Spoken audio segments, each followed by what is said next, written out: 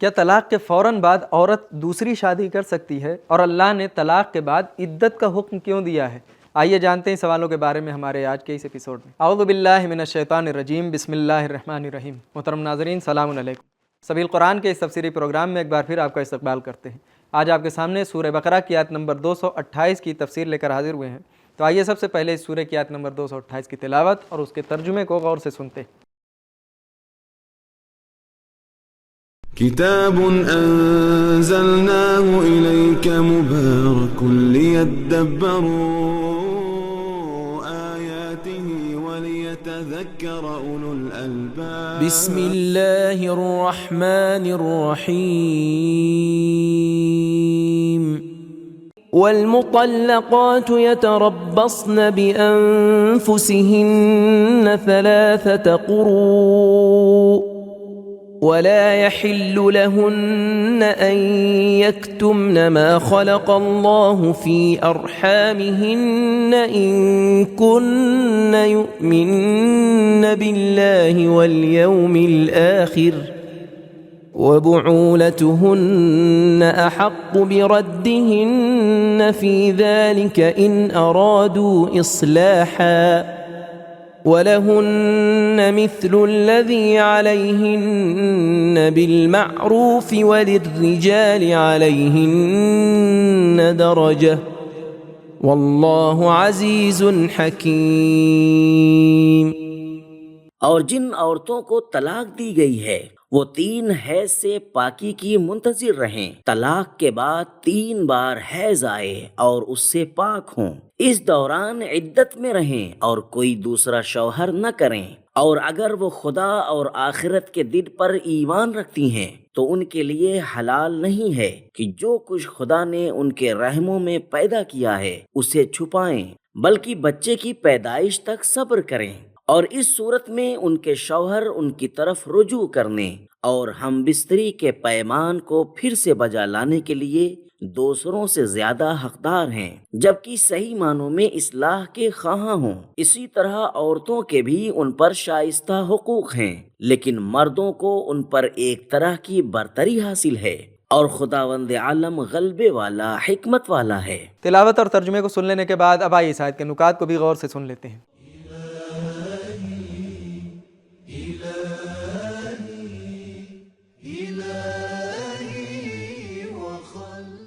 قروئین کے 2 معنی ہیں، ایک تو حیض سے پاک ہونا اور دوسرے حیض کی حالت میں ہونا، لیکن اگر اس کی جمع قروء آئے تو اس کے معنی حیض سے پاک ہونا ہے، لیکن اگر اس کی جمع اقرا کی صورت میں آئے تو پھر اس کے معنی حیض کی حالت میں ہونا ہے۔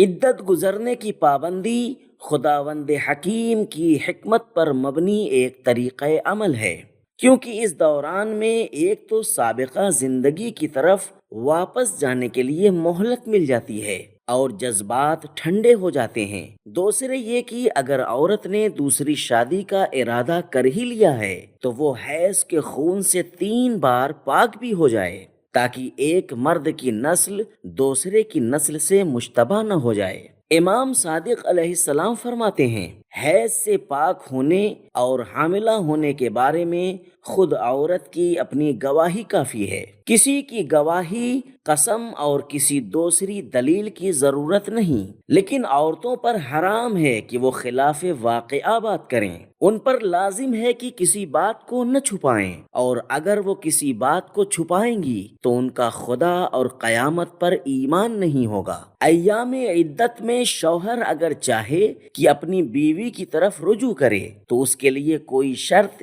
یا کسی قسم کی رسم و رواج کی ضرورت نہیں ہے، برخلاف طلاق کے۔ طلاق دینے میں بہت سی شرائط اور کئی قسم کے آداب ضروری ہیں۔ مذکورہ ایام عدت بعض عورتوں کے لیے ہے، حاملہ یا عیسیٰ یا ایسی عورتیں جن کے ساتھ جنسی ملاپ نہیں ہوا، ان کے احکام مختلف ہیں جو اپنی مناسب جگہ بیان ہوں گے۔ نکات کو سن لینے کے بعد اب آئیے ساتھ میں موجودہ پیغامات کو بھی سنتے ہیں۔